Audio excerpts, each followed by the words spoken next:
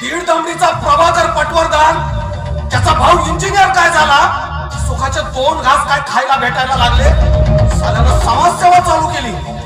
त्या पत्रकार विजय राणेला त्यांनी त्याच्या घरात आणलं, त्याच्यावर औषध उपचार चालू केले, त्याला माणसात आणण्याचा प्रयत्न करायला लागला.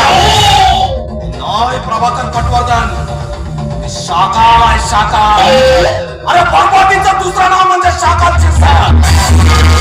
तुमच्या खानदानाला बरबाद करून नाव सांगणार नाही शाकाल. या धर्तीवरील काळ्या कर्तृत्वाचा, काळ्या बाजाराचा एकमेव ठेकेदार शाकाल शिरसाट.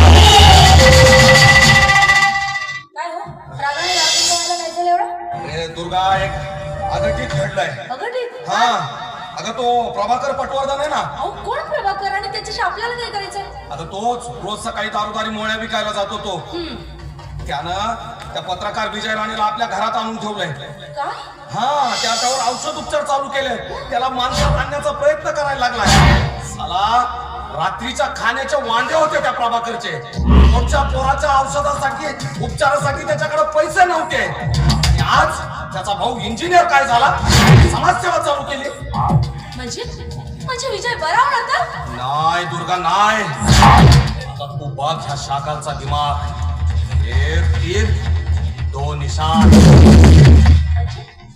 दुर्गा, तू एक काम कर, त्या प्रभाकरचा भाऊ आहे ना इंजिनियर आदित्य पटवर्धन, त्याला तू आपल्या ना जाळ्यात ओढ. कसं शक्य आहे? का शक्य नाही? त्या पत्रकार विजय राणेला नाही का वेडा बनवला तू?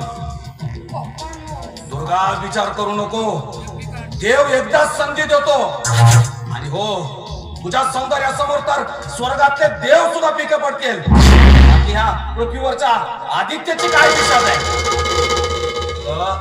हा इंजिनियर आदित्य पटवर्धन जर आपल्या कोंडवाड्यात आला ना, तर आपण करोडपती आहेत, करोडपती.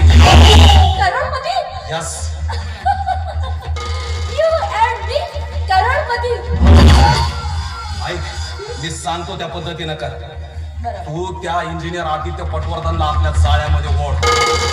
एकदा का माणूस बाई आणि बाटलीचा नादी लागला ना, तो घरदार विसरायला मागं पुढं पाहत नाही.